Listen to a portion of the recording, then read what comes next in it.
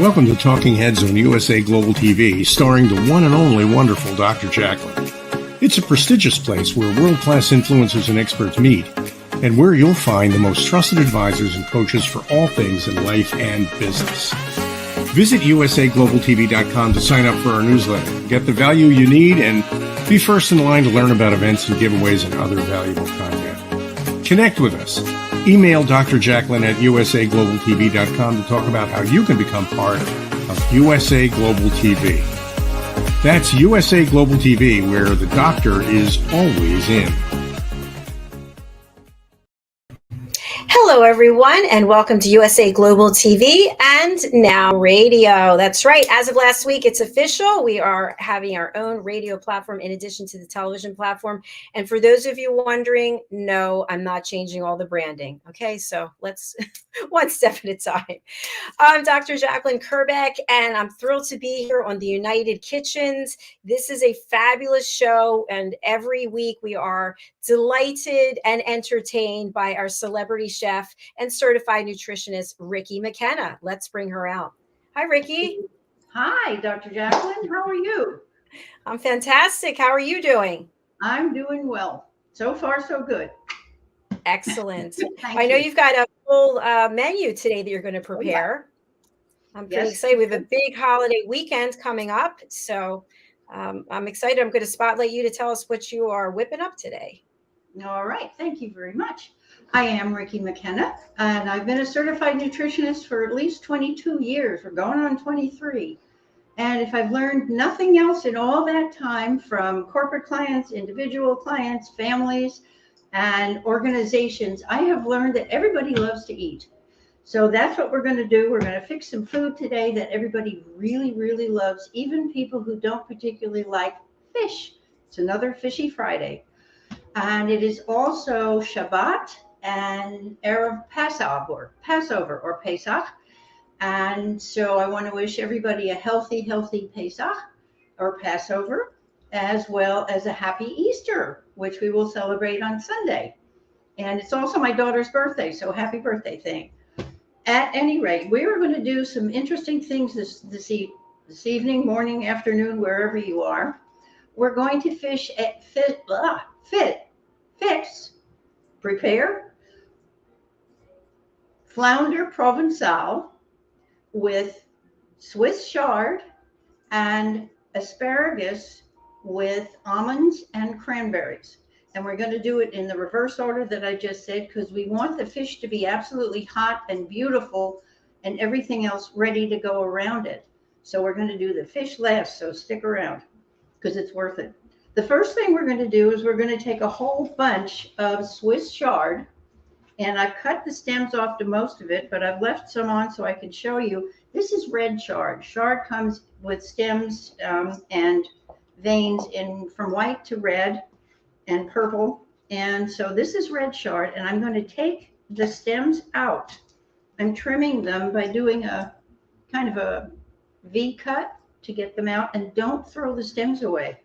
They're absolutely full of nutrition.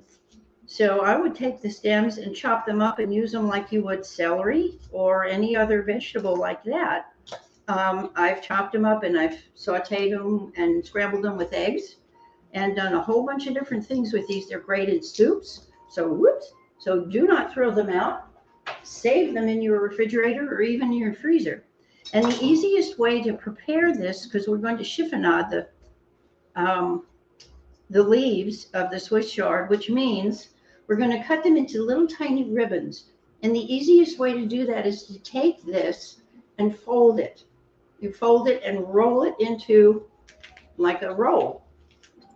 There we go. So I've got it in a roll, and then I'm just going to slice it about 1/4 inch intervals.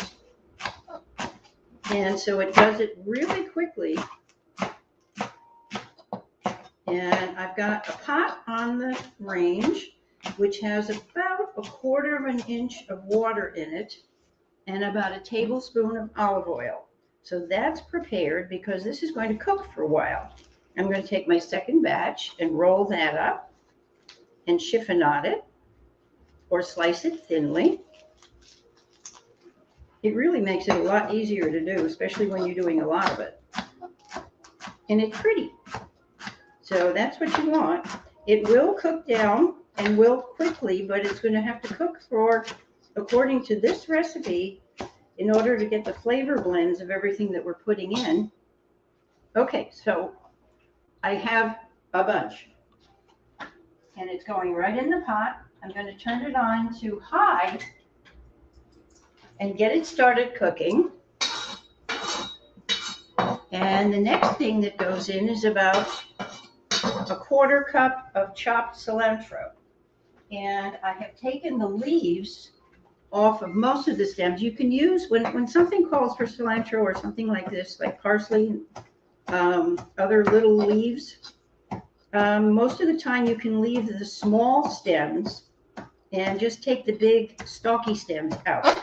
What I do with the big stalky stems very often, if it's either cilantro or it's parsley, is save them and use them in a smoothie. They whip up beautifully in a smoothie. So I've got my chopped chiffonade Swiss chard in the pot, and I'm adding about a 1/2 cup of chopped cilantro. And then I'm going to add a little bit, I'm going to give that a stir for a second. As I said, there's about a 1/4 cup of water and about a tablespoon of olive oil in the pot already. And so I'm going to take an onion and dice that. It's actually 1/2 an onion, which is what it calls for. And I'm using a medium small onion, a white one, that I'm just going to dice up fairly fine. And we will put that in the pot as well. And let's see what we can do here.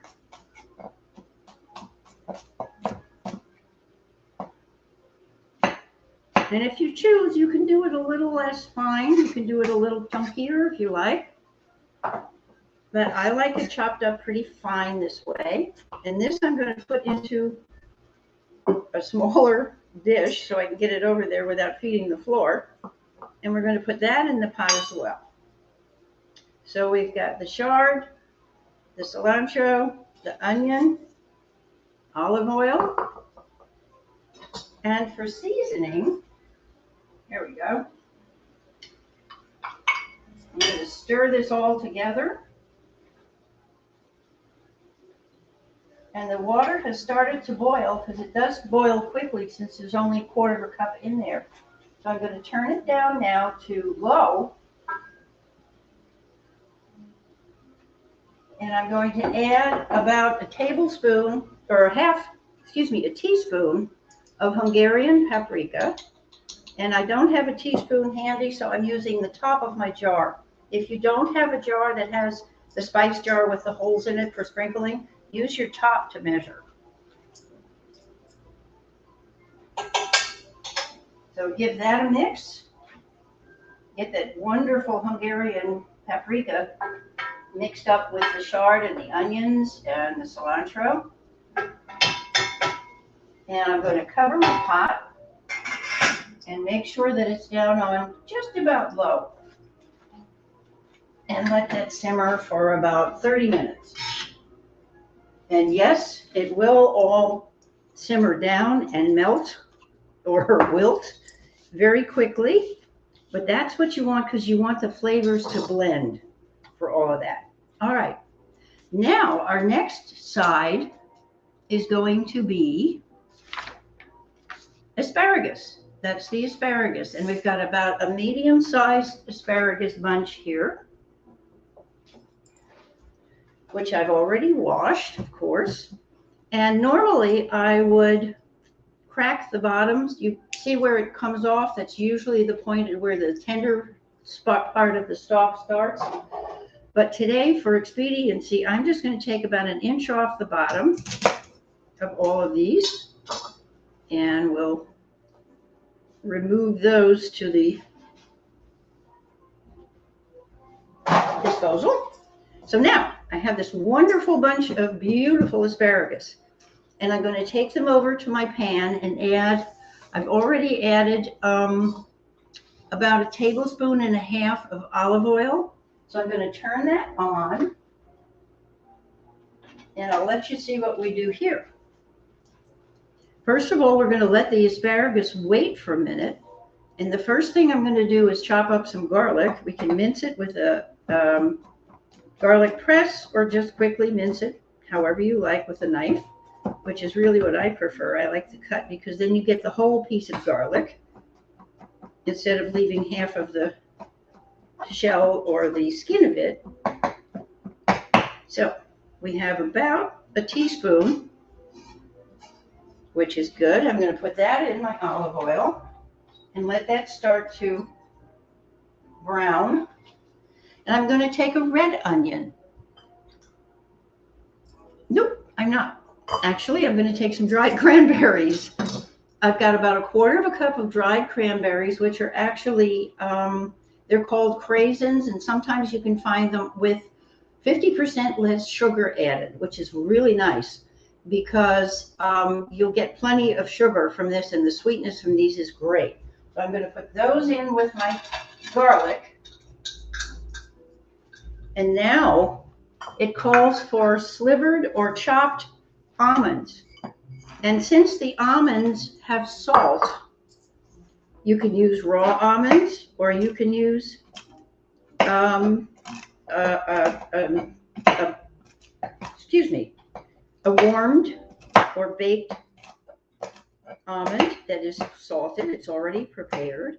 So I am not going to add any salt to the dish. And I'm using a very sharp knife to very carefully and slowly, gently cut these up. They're not exactly slivered, but they're close. So we're going to take what's in there, the olive oil, and I'll bring over the camera so you can see what everything looks like in there. So we've got our asparagus waiting for all these goodies to cook up. Here we go. And let's take those in the little vessel. Okay. And let's switch over there so you can see exactly what I'm doing. Let's hope I get this right. Yeah. And I've got it on just about on high. So I've got a combination of the olive oil, the craisins, and almonds. And we're going to mix that around in the pan and let that start to toast. I would put it on really high, but my range is very hot very quickly. So I'm going to keep it just below high. Depends on your range how you want to do it. So we've got this, you can see I'm spreading it out so everything starts to saute evenly. And it's starting to sizzle. There we go.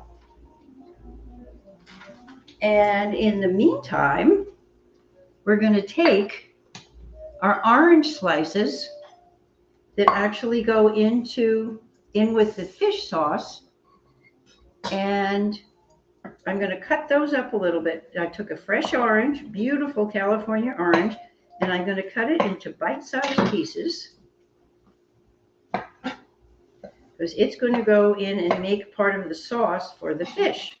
So we'll have that ready once we get the asparagus done. And let's see. And of course, there's a lot of juice coming out, and we're going to try to rescue the juice because we need the juice in there as well. Oop. Sorry, I'm going to come back and join you here. Whoop.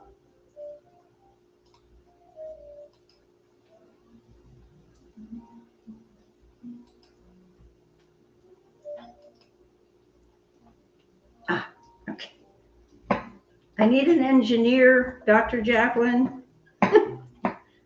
I need somebody here to do the switching on the camera.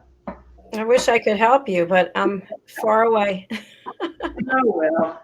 I have Julie Child on my shoulder, so we're okay. I'm going to take the orange, that beautiful orange, and it's about a cup. This is a big one. So I'm going to use the whole thing, less one piece, to make sure but it's really delicious. Let's see if I can get some of the juice up. No, not going to happen. Okay, so we have our orange ready. I'm going to give that a little wipe up because I'm going to cut up the onion as well. And here's where you use red onion. And there's one more ingredient that I have to get out of the refrigerator that I left in there. I'm going to slice this very thinly as soon as I cut it in half first, so it's easier to slice. I want really nice thin slices of this, and I'm going to chop up a little bit more.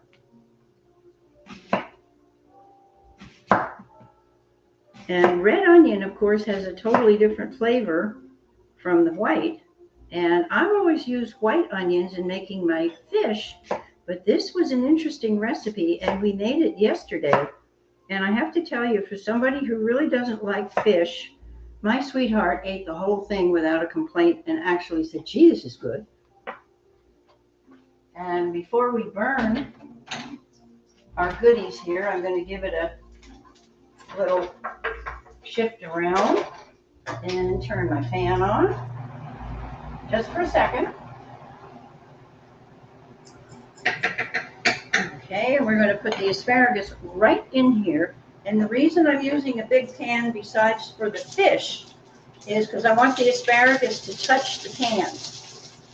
And I'll show you that in just a second.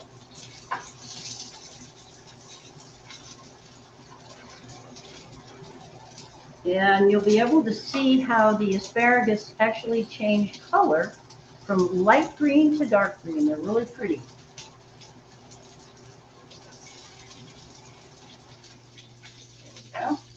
I want the asparagus to contact the bottom of the pan so that they get done. And of course, we want them al dente.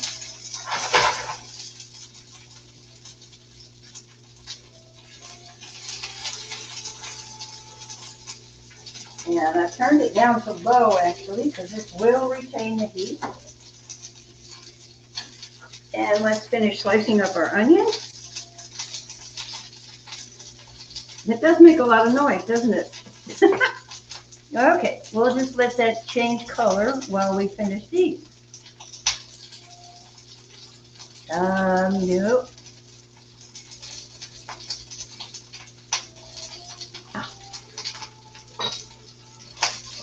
And I'm going to cut these. You can see I've sliced them thinly. I'm just going to chop through them roughly a little bit more, and they'll be the next thing that goes in the pan. So we've got our onion ready. Put that in a little dish.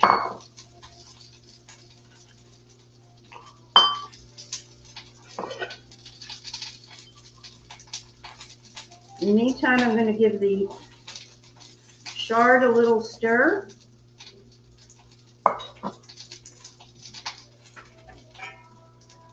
Perfect. I'm going to turn that way down to low and give the asparagus a little turn. Lovely.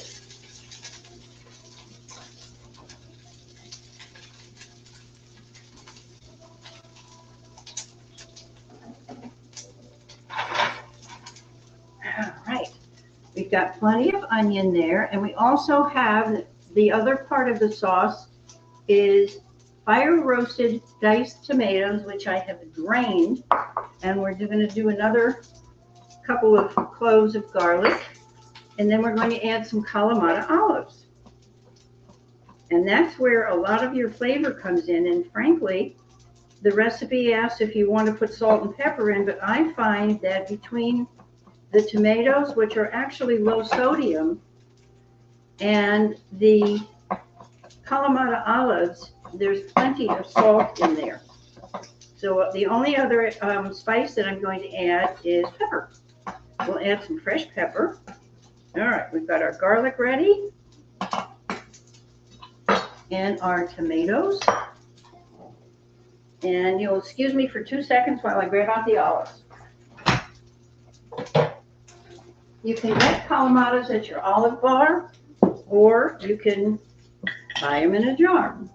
And it calls for, of all silly things, it calls for about 5 Kalamata olives.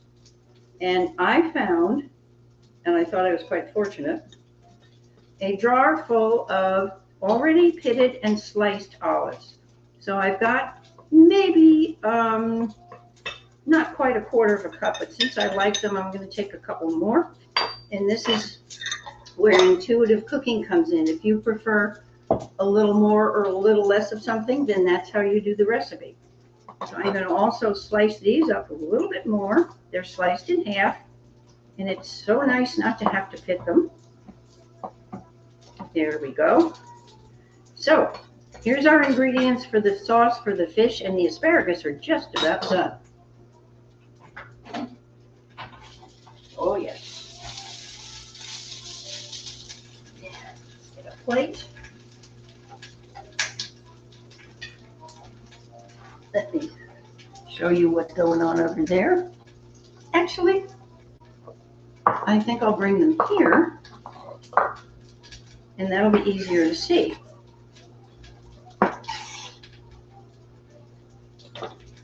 I've got the plate. And here we go. I'm going to bring them up so you can see them. You can see they've turned from paler green to darker green. And I'm going to scoop them out carefully. Don't try that on roller skates. And then we're going to take this beautiful combination of sauteed crispy almonds and cranberries and just pour it over the top. Get a little bit more on the plate there.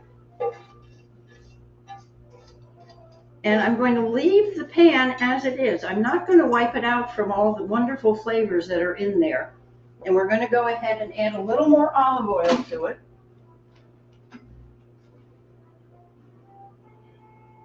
About a tablespoon. And turn up the heat a little bit and start with our onion and saute the onions until they start to brown a little bit. And you can hear that it's retained the heat, so it's going to start to brown shortly. And then we will add the garlic. Actually, I'm going to add the garlic now.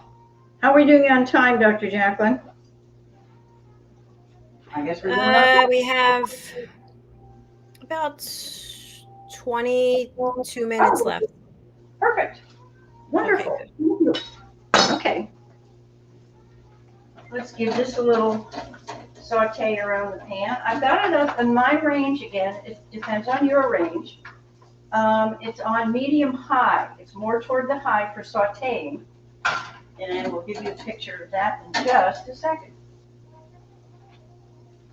Because right after we do that, we saute that for about 30 seconds. And then we're going to add the tomatoes and some orange juice. Well, actually, not a lot of orange juice, but what really does it is the white wine. I've got some dry white wine. And we're going to let that saute for just a second more while I bring over the olives.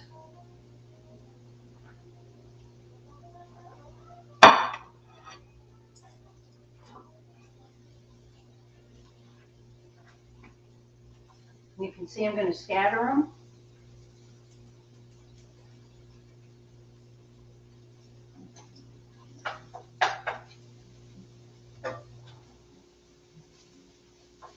So that everything gets evenly sauteed. And I have to tell you that the aroma coming from this combination is absolutely scrumptious. So I've got everything in there now that what I've got in there for the sauce for the fish is the tomatoes are about to go in and the white wine.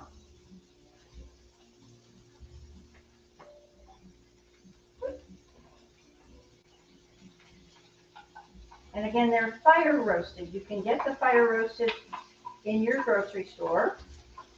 And spread those out a little bit. You can dice them up a little bit more if you like, but this makes it nice and chunky because everything else is a little bit more diced. And then we're spreading it out.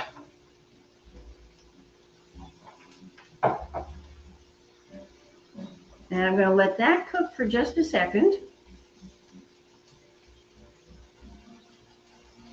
Literally. And I'm going to add my orange slices.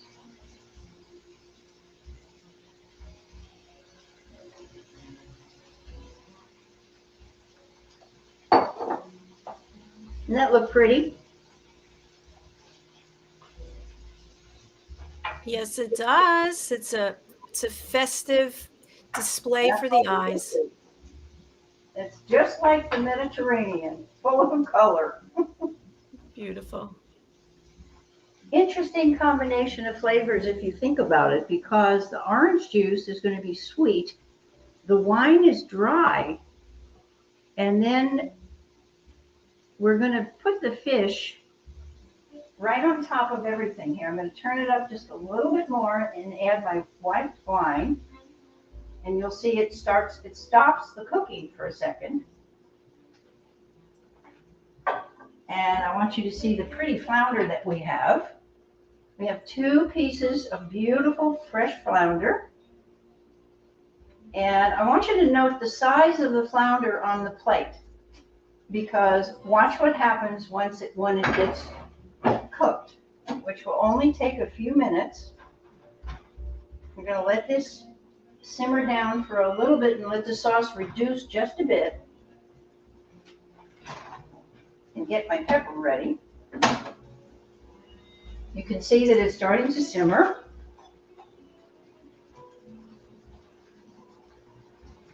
All right. And so I'm going to slip the fish in carefully, right on top.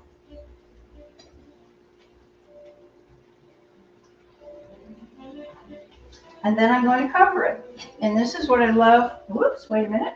I'm going to cover it in just a second. As soon as I wash my hands,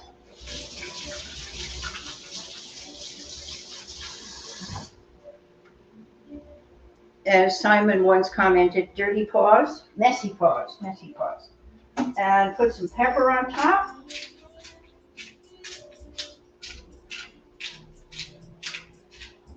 Because as I say, the calamatas to me have plenty of salt in them, so I didn't want to add any more. And I want you to note the size of the spatula.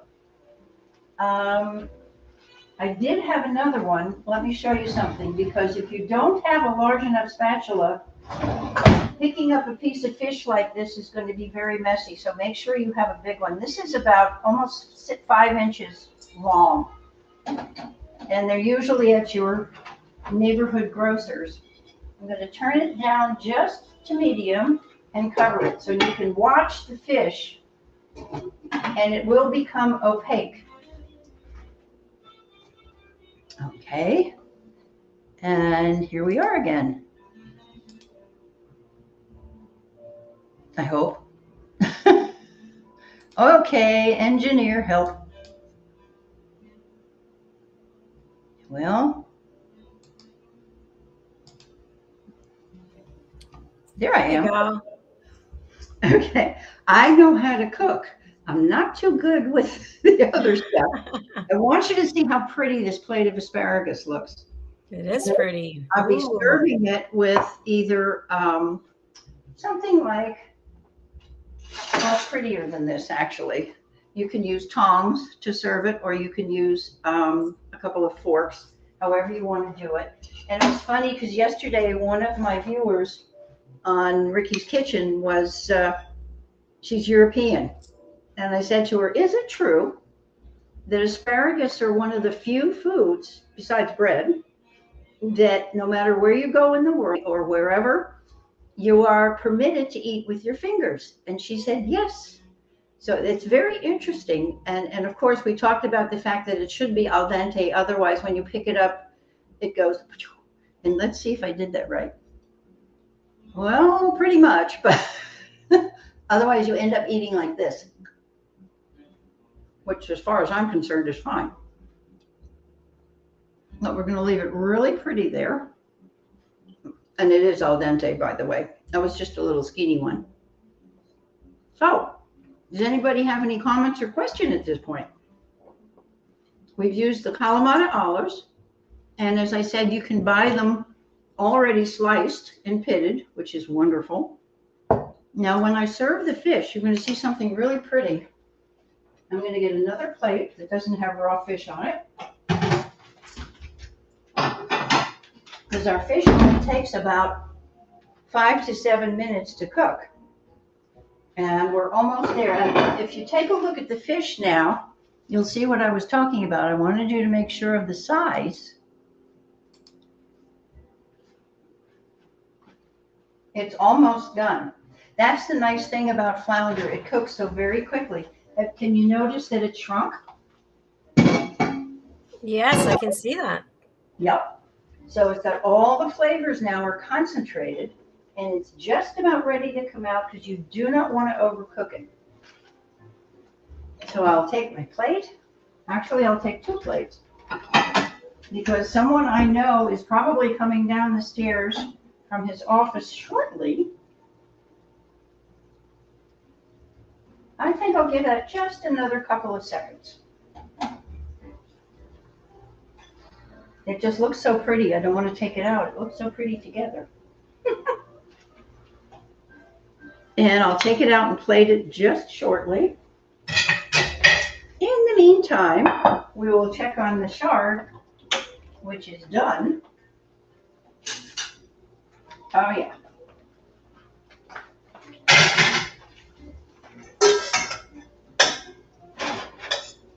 And as you can see, it has cooked down quite a bit. You can see, oops, where am I going here? Here.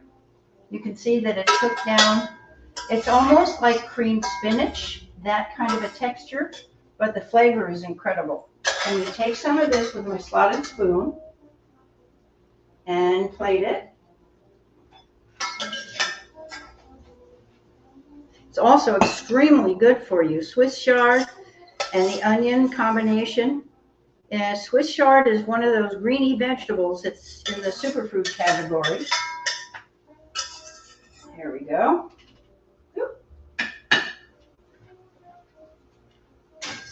And our fish is definitely ready. And here's what I mean about having a large spatula. You can get the whole piece of fish.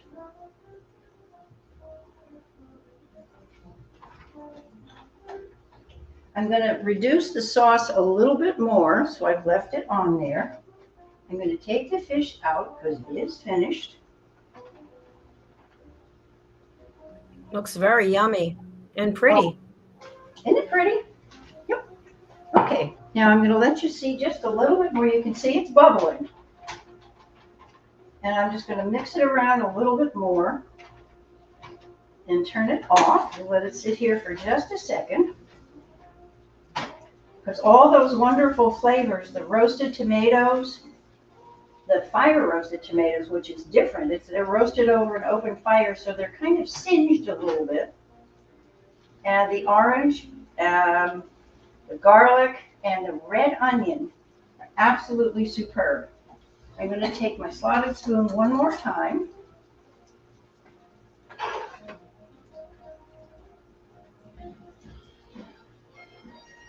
And sprinkle a little bit even on the fish.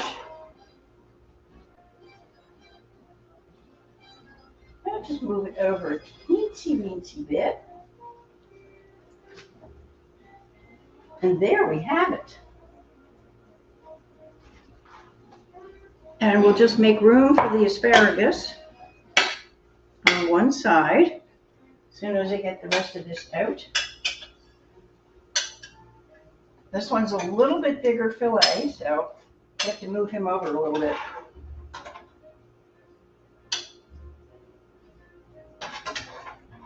And the reason, of course, that we did the fish last was so that it is warm. I'm going to put a little bit of that on there. And then switch back over here.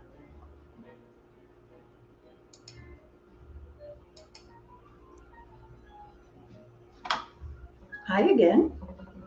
And now I'm going to take my asparagus. As I said, I'm going to use a fork and a spoon, a serving spoon. Now you can serve them this way and let everybody do their own plate as they feel, or you can just put everything on the plate together. Let's do a little bit here.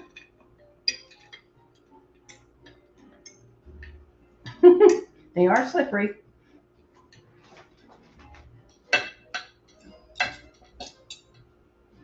There we go. Take a little more of the wonderfully sauteed. Whoops. There, we're going to make room on this one. Can everybody see what I'm doing? Yeah, I guess so. Yes, we can. Okay. That's a little asparagus overkill, but it's okay. It's good for you. Yeah. And actually, I would use a bigger plate.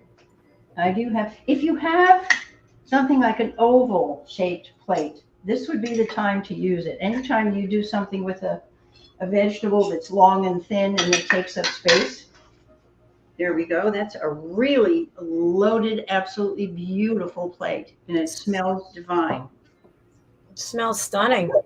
I mean, Yeah. it looks stunning. I'm sure it smells great. We have a couple of comments. Okay. Beautiful. Richard, we've got, hi, Ricki McKenna, good to see you, from a Facebook user, and also looks delicious from a Facebook user. Thank you for engaging. Thank you. All right. Well, we've done it. So you've got your Flounder Provencal, which includes all those wonderful combination of flavors, and it is absolutely delicious. I did make it yesterday for another show. Interesting how the flavors blend beautifully.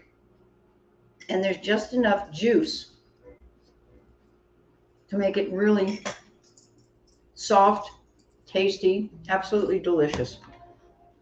And so, how can I help you? Sorry. Yes, nice job. It looks fantastic, and I only wish I could actually really eat it, because I could use I really do wish, we could do that. a nice healthy meal would be so good. Oh, Ricki, indeed. well, we have you here. You're going to be appearing on another show later today. Would you like to share anything about that with our audience? Thank you. Yes, I would actually.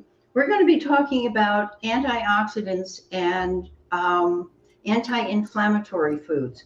This is an absolutely perfect example of a meal that has antioxidants. The greens are loaded, as well as the tomatoes and the oranges. And the fish is also has your omega-3s. It has antioxidant properties. It's probably one of the most healthful meals anybody could eat. So this is an anti-aging meal as well. I might cut back a little bit on the portions, very seriously, because one of the things that I've noticed as a nutritionist and as a counselor for anti-aging and eating well, a health counselor, as we mature, the body does need nutrient dense food, but it also needs to eat less, because your metabolism may have been slowing, and you may be slowing down. My suggestion is get off your butt and walk, if you do nothing else, because it's extremely important to get the exercise. And also, there's another thing I want to show you. I could use this for now. If you have soup cans in your pantry or closet, wherever, one of the things I suggest, as far as upper body strength, you've got to maintain upper body strength. There's something called sarcopenia, which is age-related muscle loss. And that's part of the problem that seniors have with falling. And I'm talking into your 70s, 80s, and 90s. Take your soup cans and, exercise with them. Just do all kinds of things. You can do curls, you can do whatever. Just that little bit of weight, and this probably weighs maybe 2 pounds, is enough to help stimulate your muscles And we'll be talking about that. I think Annie's probably going to be talking about that. But food-wise, this is a perfect example. Fish, vegetables, and fruit, and especially your greens, have anti-inflammatory and anti-aging properties. They'll give you all the minerals and the vitamins that you need in one meal almost. I also recommend doing supplementation because most of us don't get the proper amount of vitamins and minerals. Usually it's minerals. And if somebody's having trouble sleeping, magnesium is one of the things that is contained in green vegetables as well as sea vegetables, seaweed, kombu, those types of things. So we'll be talking about some other things like that. And there's some information about that in my newest book, which is on Amazon. It is Yes, You Can Eat Well and Eat Right. And it gives you hints and ideas and recipes for making your anti-inflammatory and anti-aging foods. So pick it up on Amazon. And oh, Dr. Jacqueline, I have to show you what I got. I've also got my coffee cup. And this says, take a look. Ta-da! That's my favorite kitchen tool, although I didn't use one with this. But my whisk is one of my favorite things, and this is one of my cups. Congratulations, Ricki. Yeah, thank you. But seriously, we'll be talking more about what foods are anti-inflammatory and what foods are anti-aging. Perfect example here. You can eat yourself into oblivion. You won't gain any weight. You'll probably lose weight or maintain it just perfectly. I love it. Ricki, I have a question for you. We only have a couple of minutes left, but I had posted that I've been doing intermittent fasting, increasing the number of hours, and you had a comment. So what would you like to share about intermittent fasting with me and our audience? Thank you. Well, most of the time we try to finish dinner by 8 o'clock, the latest, not eating anything solid after that. Drinking water, drinking a sleepy time tea or something like that is fine. And then let your body digest and rest, or rest and digest, which is the idea of the intermittent fasting, so that you are letting it rest and digest for at least 12 to 16 hours. I think you increased yours from 12 to 16, which means when you get up in the morning, the first thing you can have, and really should have, is a glass of water. Water with lemon and maybe a little sprinkle of turmeric or ginger. And then let your body rest before you eat a meal, like 10:30, 11 o'clock, make it brunch or lunch as your first meal. That's the intermittent fasting. And the value of that is that your body understands that it needs to clear and cleanse what you've done the day before, which it does overnight when you're fasting. And when you're sleeping, your body goes into repair mode. So the intermittent fasting definitely gives it enough time to start repairing anything that it needs to do. It's an absolutely phenomenal, marvelous miracle of a machine. And so I think the intermittent fasting is one of the easiest things for people to do, because instead of just getting up and immediately having breakfast, unless you're running out the door, I would suggest, as I said, the glass of water with some lemon juice, or actually lime juice is really good too. Lemon tends to cleanse. And so the lemon and turmeric and ginger are a combination that's not only cleansing, but antioxidant. So the intermittent fasting, that's what I do. And I really find that it's made it easier for me to eat a lunch that I feel is filling, like this, and then go on to the rest of the day. And I'll eat something usually around 3 o'clock. I'll have a snack. I might have some vegetables. I might have an apple or a piece of fruit or something, and maybe some peanut butter or almond butter. I'm an almond butter nut, and I eat it on a spoon. So then you eat your dinner around 6 o'clock, 6:30, and finish up at the latest by about 8. And then you start all over again with your intermittent fasting to the next day. Does that help? Yeah, that's exactly what I'm doing. Mm-hmm. Good. Excellent. Yeah. Great. How do you feel? Well, I have a cold today, so that's Okay. I don't know what that means. Yes, I'm taking vitamin C. Good. So Yeah, so it's all good. I left the house and I went to the mall to the Apple store, and as soon as I walked out, I swear to myself, I said, I have a sore throat, and ever since then, I have not felt so great. So, Well, um, okay. Do you but have some yeah, honey? Do you have some honey and lemon? I think we might. Well, I would suggest warm up a little water, boil some water, make yourself a little either tea or just the water with a spoonful of honey and a good squeeze of lemon, mix it up and slowly sip it. That should help your sore throat. And then take the vitamin C in between sips. All right, I'll do that on my next break. Thank you. Yep. Well, thank you very much. I hope you can reach me on rickiskitchen.net. There's no apostrophe in there. It's RICKISKITCHEN.net. That's where I'll be. You'll find me on there with some connections to recipes, connections to my wonderful mug, and also an apron and a few other things. And you can reach me by telephone if you text to 970-618-7607, and on patreon.com/Ricki McHealthy, MC Healthy. So I'm reachable. Please reach out if you have any questions or comments. I'm always available to talk to people. Thank you so much and have a wonderful holiday weekend and stay safe. Thank you, Chef. It was lovely seeing you, and I wish you a blessed week. And I look forward to chatting with you soon. Great. Thank you so much. Bye now. Thank you. Bye. Thank you to each and every one of you who watches us on the live or on the replay. It doesn't matter to me when you watch. We're just glad that you are. We provide entertainment, education, and now we have people listening on the radio from all over the world. So it's a true honor and privilege to be here and have our co-hosts and our guests share information that hopefully is resonating with you in some way or another. If you'd like to be a guest on any of our shows, please go over to our website, usaglobaltv.com, and book your session. Okay, our next show is coming up momentarily. The next show is The Listening Mentor, and my guest is Caroline Heward, the Harley Street stress expert, followed by Loving Longevity with Annie Bush, and our guest is Ricki McKenna. And our final show is presenting Pet Psychic Amina. Amina is my co-host, and our guest is Genevieve Frederick. So do stay wherever you are. You can just continue watching us. I'll run over to the other studio and be back shortly. Thank you again. Have a blessed weekend.